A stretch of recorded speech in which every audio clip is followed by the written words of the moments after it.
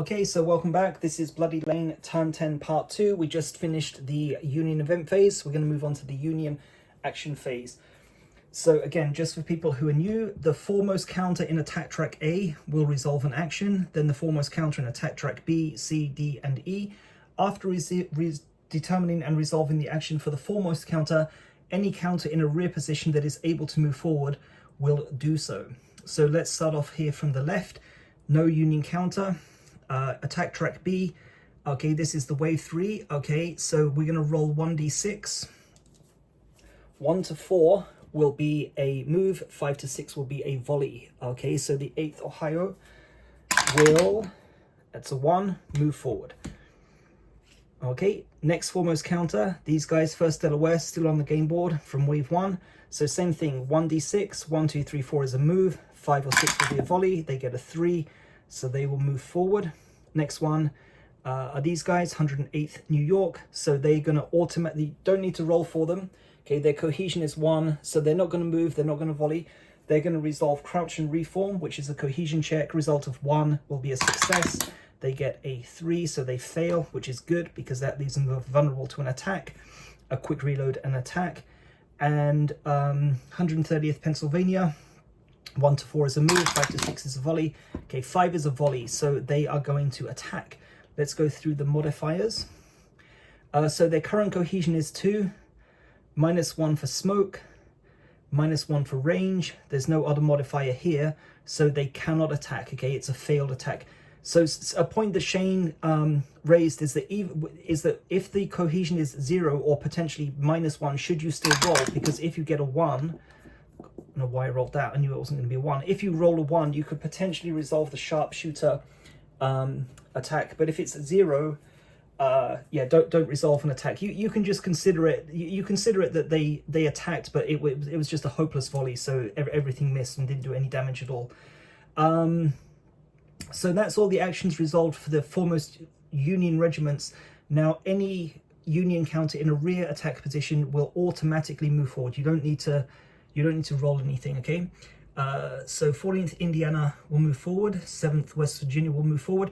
These guys, 132nd Pennsylvania, cannot move forward because the 130th Pennsylvania is still in the position. And that's the end of the Union action phase. Next is Union deployment phase. Removed exposed tokens. There are no exposed tokens. Union deployment phase. Next and final deployment phase will be in turn 12. So we get to the Confederate action phase. So as always, we're going to roll 4d6. We can re-roll here.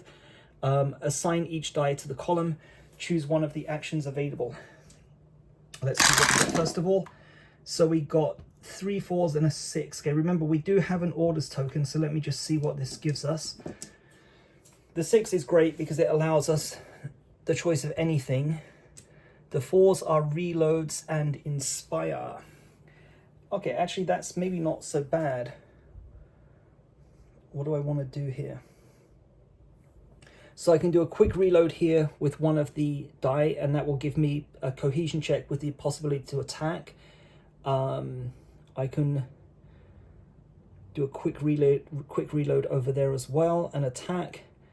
These guys I can attack. Okay, see, the thing is that I can reload this by redeeming the orders token. 4 is not ideal. Like, I can give an inspire action over here, but they're not really under any threat. But the problem is that if I re-roll it, it's like, well, you know, I could get a 1 and then I've lost everything. So I'm going to assign a cohesion check to these guys. Quick reload. Sorry, not quick reload. Quick reload here, quick reload here, and I'll select the attack here. So let's do the cohesion check for the 6 Alabama first of all. So 1, 2, 3 will be a success, +1 cohesion, and we get a 2. Yeah, okay, cool. Didn't waste that action die then. So that increases from 3 back up to 4. No action for 2nd North Carolina. So quick reload. For the 14th North Carolina. So first of all, they have to make a cohesion check. This is going to be 1d6. 1 to 4 will be a success, which will allow them to then... sorry, that's an attack. 6 is the attack, yep. Okay, so 14th North Carolina will attack. Let's go through the modifiers. So base cohesion is 4, -1 for smoke is down to 3, +1 for range is back up to 4. Okay, so 1, 2, 3, 4 will be a success. Miniable value is 2 or higher, so 1 will be devastating fire, which would be really good in this situation because that would inflict 2 hits and take them out. And we get, yes, okay, nice. So that's devastating fire. So I immediately reduce the miniable value by 1. I immediately turn the 14th North Carolina, and the attack was successful. So 2 hits on the 1st Delaware, and that means I've now destroyed 4 Union regiments. There's only really these 2 remaining that are kind of easy. Sorry, 3, 1, 2, 3 that are easy with cohesion 1 or cohesion 2. So that was a good result. And also lucky I'm sending the ammunition through again. So these guys quick reload. So cohesion is 5, 1, 2, 3, 4, 5 is a success, and I get a 1. Okay, so quick reload means that they flip, not flip, they turn back up to 90. Miniable value goes down to 2. And they can now resolve an attack. So the modifiers will be base cohesion 5, -1 for smoke, -1 because they're crouching, so that's 3 down to 4 down to 3, but +1 for range brings us back up to 4. So 1, 2, 3, 4 will be a hit. Devastating fire does apply because miniable value is 2 or higher, but in this instance we don't really want it because we just need 1 hit and we don't want to burn through our ammunition. Well, I mean, it's good. It's good I've destroyed the regiment, but yeah, there you go. Okay, so finally, okay, 108th New York are destroyed. I turn 90 degrees. The miniable value is immediately reduced by 1. So again, for people who are new, when they reload, they'll turn back up, and the miniable value will reduce again. So in effect, they will have used 2 points of value, miniable value. And again, these guys are going to attempt quick reload. So 1, 2, 3, 4, 5 will be a success. 5 is a success, so they do reload. They turn back up 90 degrees. Miniable value goes down to 2. And they can now attack. Modifiers again, so they're going against the 130th Pennsylvania, so there is no range modifier. So -1 for smoke, no range modifier, nothing else, is going to be a 5 down to 4. So 1, 2, 3, 4 will hit. Miniable value is 2 or higher. Devastating fire applies, and this time it's a miss.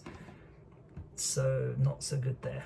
Okay, so they turn 90 degrees again. So overall, not a bad turn. Got a little bit of space. I'm not in any immediate danger, so I'll take that turn. That's all 4 Confederate actions resolved. End of turn phase, remove the smoke token. There's nothing else that needs to be taken off the game board, so that concludes turn 10. Let's scratch it off here. So we're halfway through the game.